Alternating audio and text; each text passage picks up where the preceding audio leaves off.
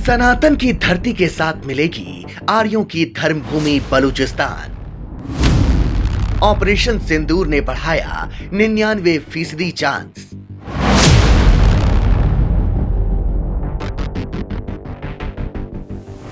पंद्रह 1000 साल पुरानी है आर्यव्रत से जुड़ी बलूचिस्तान की धरती।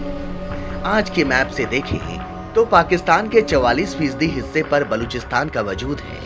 ये हिस्सा आज अरब सागर के जरिए हिंदुस्तान से सीधे जुड़ा है, जो वैदिक जम्बू द्वीप का सबसे बड़ा भूखंड है।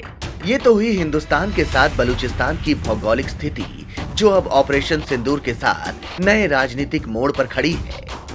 ये मोड़ आया है भारत के ऑपरेशन सिंदूर से, जो पाकिस्तान में पनाह लिए आतंकियों के खिलाफ शुरू किया।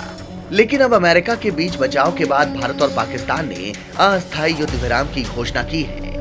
लेकिन बलूचिस्तान में पाकिस्तान के खिलाफ विद्रोह की चिंगारी अभी बुझी नहीं।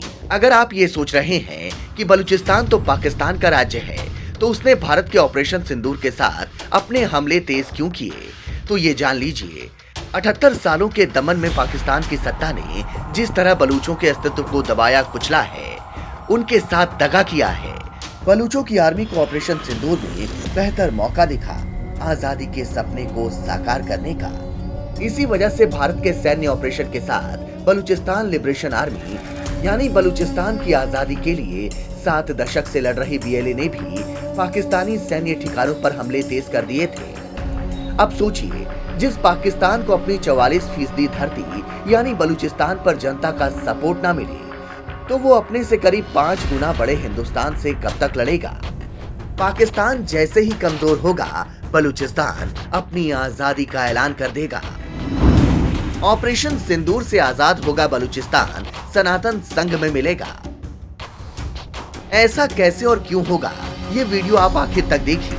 आपको बलूचिस्तान का पूरा इतिहास, वर्तमान और भविष्य समझ में आ जाएगा। तो चलिए शुरू करते हैं इसके इतिहास से। आज जहां बलूचिस्तान है, उस जगह का इतिहास करीब 15,000 साल पुराना है। तब यहाँ मेहरगढ़ नाम का नगर हुआ करता था। मेहरगढ़ दुनिया की प्राचीन सभ्यताओं में से एक सिंधु घाटी सभ्यता से भी पहले का माना जाता है, यानी प्राचीन आर्यव्रत का हिस्सा। इसे इस ग्राफिक्स के जरिए समझिए। मेहरगढ़ की सभ्यता 7000 साल से ज्यादा पुरानी है। मेहरगढ़ के अवशेष बलूचिस्तान में बोलन नदी के किनारे हैं। वैदिक युग में पारस यानी कि ईरान से लेकर असम तक आर्यों की भूमि थी। आज के बलूच आर्यों को पंचकुल के वंशजों में से एक माने जाते हैं। पुरु, यदु, तुर्वस, अनु और द्रुहु आर्य पुरुष यायाति के 5 पुत्र थे। यायाति के इन 5 पुत्रों में से ही आर्यव्रत का शासन क्षेत्र बना।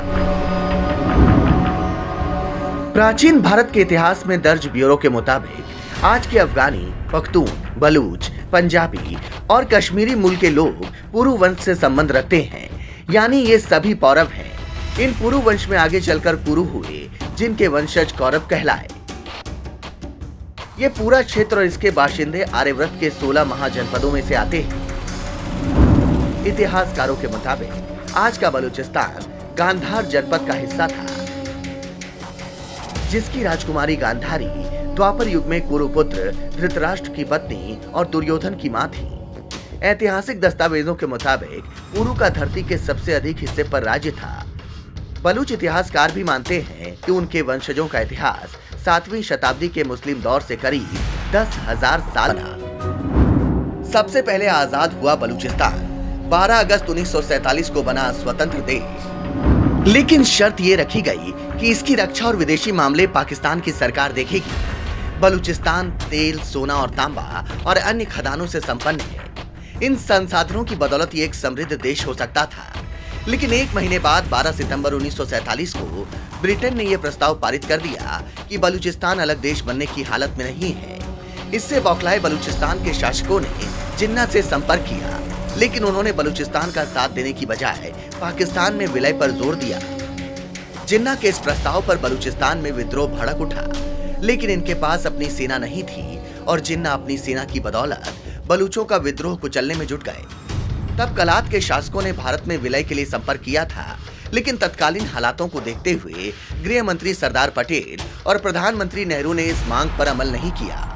क्योंकि तब तक पाकिस्तानी सेना कश्मीर को हथियाने में जुट गई थी। 26 मार्च 1948 जब पाक फौज बलूचिस्तान में घुसी, विद्रोह को कुचला।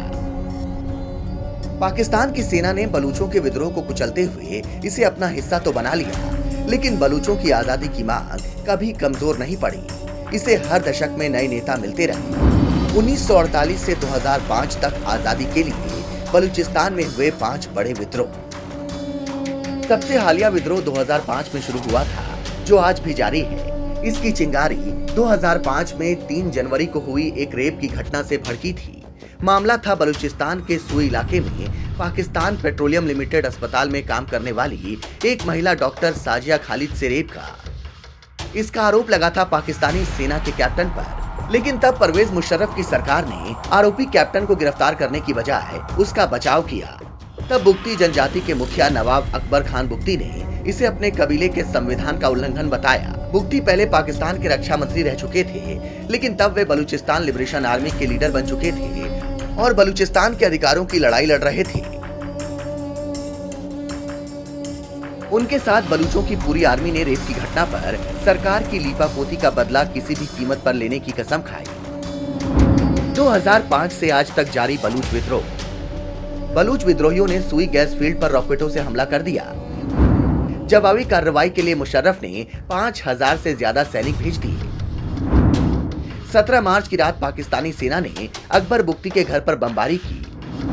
बमबारी में 67 लोगों के मारे जाने के बाद बलूच और भड़क गए।